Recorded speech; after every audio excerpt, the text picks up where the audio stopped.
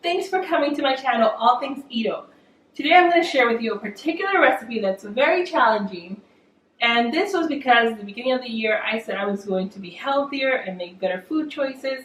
So I embarked on this journey with my whole family. It's part of our whole family goals for 2020. So we're going to eat healthier, eat whole foods, and I decided to make pasteles en hoja.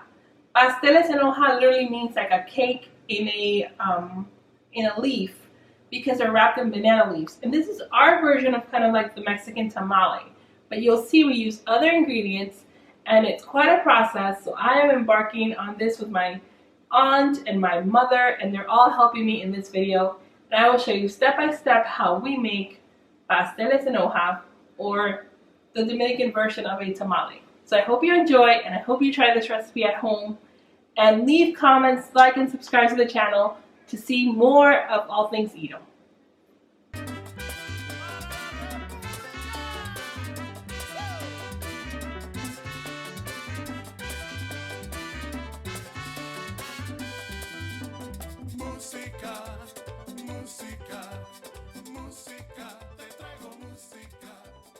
We are back from the grocery store, and these are our ingredients. We have squash, grated cassava or yuca, I found in the frozen section. We also have green banana, a thicker green banana called Rulos. This is harder to find, but I found it and it makes our food taste delicious. Achiote, which is also called anato seeds. This adds color and flavor. Yautía or malanga. This is a bigger yautía, and there's a smaller kind that we also will use. That's the other kind of yautía. And then I had the butcher grind beef for me, the lean beef, and banana leaves. So these are most of the ingredients that we're going to use. The first step is going to be to make our filling. I'm going to start with my seasoning. I call it my seasoning Trinity. It's oregano, salt, and garlic. So I'm going to mash it up. We're going to put our beef in a pan with some oil, just a little bit of oil. And I'm going to use some seasoning on the beef. I find that Lawry's Casero seasoning is just, it tastes just like adobo, and I really like it. And I'm going to add my Trinity of garlic, oregano, and salt, which I use every time that I'm cooking. We're going to use onions, green and red peppers.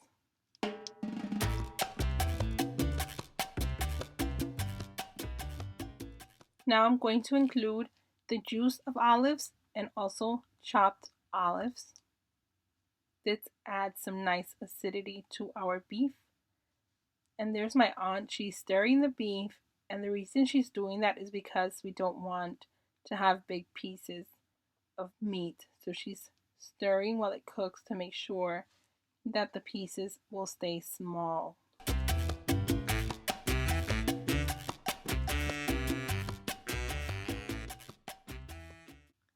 Now we're going to add some Ragu sauce, spaghetti sauce, and some tomato paste. We're always stirring and incorporating our ingredients.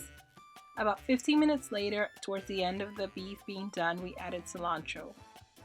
And 10 minutes later, it's cooked and it's perfect.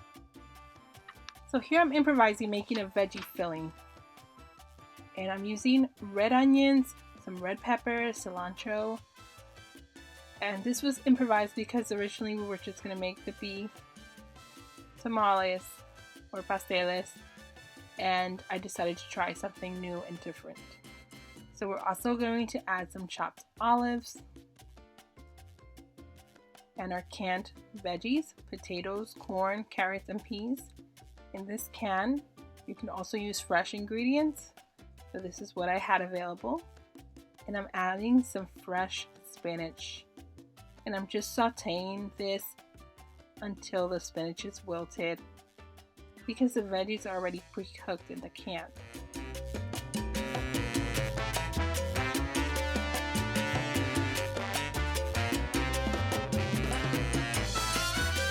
Gonna season our veggies with some salt and some pepper. A quick stir, and our veggie filling is done, and it smells delicious, and I hope it looks yummy as well. Now we're getting ready to do our masa. We've peeled and cut all of our root vegetables, and I'm using the food processor to first shred the ingredients,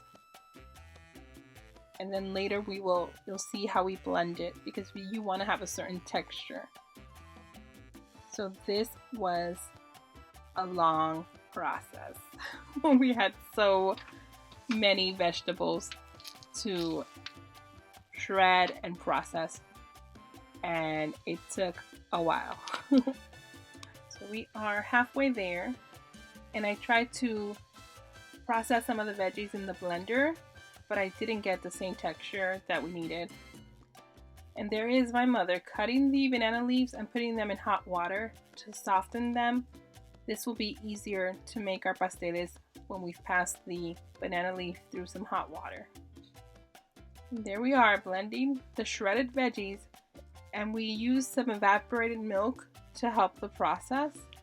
And the evaporated milk is also going to make our masa smooth and creamy and give us the texture that we need. So the blender was way too runny. My aunt decided that we needed to keep going with the food processor. So this is us blending the shredded veggies using the blade on the processor, and we're done. Now for the yuca masa, because these are two types of pasteles. We're using yuca to make one type of masa, and the yuca we remove some of the water from it, and now I'm adding a little bit of yautía and squash that's been blended. How's it going, tía? María. ¿Cómo te va? How's it going? ¿Cómo va todo? Ya casi esto no me pasa sonando. It's almost ready. Yeah, hay que buscar la mantequilla para derretirla. So we need butter. We're gonna melt some butter to finish making la masa.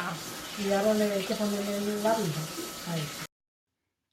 So my theory is right. Butter makes everything better. We're adding 1 pound of butter, melted butter, and we're dividing it up between the plantain masa and the yuca masa. And our final step is to add the annatto seeds, which have been cooked in oil, and we're adding this for color and also flavor. And we've used about 2 cups of oil and cooked the seeds until the seeds release their color.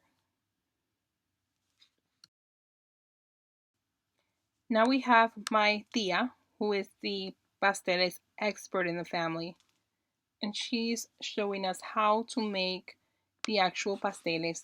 She lays a piece of parchment paper, and on top of that a piece of banana leaf, the masa, and then the filling. In this case we're using the beef filling. She folds it over carefully, and she does this with such a finesse and expertise, and I will show you later how hard it was for myself to do this. She makes it look so easy, but it just takes practice, and everybody has their own way of doing it. Like, there's no correct way. Just as long as you get all the ingredients inside the leaf and you wrap it up any way that you can will be fine. This is a veggie filling with cheese. We're using mozzarella cheese that I had, and again, this is a new thing for me, but it came out really delicious, as you'll see later. Now we're tying up our pasteles with string, just regular cooking string, and just observe how she does this. It's like wrapping up a little tiny package, and just make sure that it's tight and your pasteles will boil fine and water will not get into the leaf when you're cooking it. That's the whole point of tying the string. You're tying it because you're going to boil this later in water. Unlike the Mexican tamales, which you steam, these are actually going to be boiling in water. So you want to make sure that they're nicely wrapped and water's not going to get inside of them. There you have it, guys. Rewind this and you can see it as many times as you can too, so you can get it right. It just takes a little bit of practice, but it's a little bundle of deliciousness wrapped up. We had different fillings, so we tied different colors on our pasteles so we can differentiate which is which.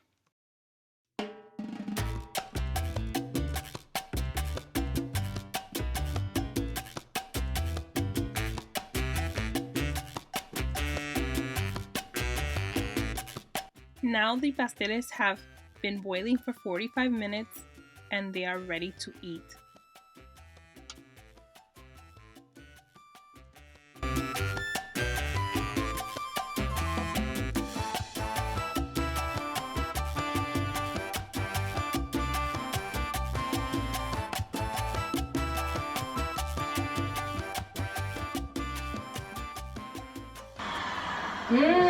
Delicious. Que vean, quiero que vean que tiene vegetales. Vegetales. Veggie. Mira, vegetales. Sabe riquísimo. Sí. ¿Te quedó?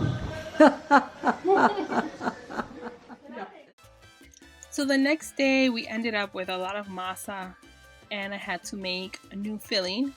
So I made filling with chicken and I used basically the same ingredients as we did with our beef. And here I am making the rest of the pasteles en hoja because we had so much masa left over. And yeah, I forgot everything that I learned from Tia the night before. And so I'm improvising here. And it came out fine. I did it a little bit differently than my Tia, but I managed to wrap up the pasteles and we were okay. So like I said, everybody has their own little manual and you can figure out your own way of doing this. But I do encourage you to try this recipe, and it's challenging, but it's also a lot of fun. And if you can get other people to help you, and then you can divide up the pasteles, because boy did we end up with a lot of pasteles. This recipe yielded over 120 pasteles. So we can freeze it and you'll have pasteles to eat all year long. I hope you watch this video and it motivates you to try this recipe. I bet your family will love it.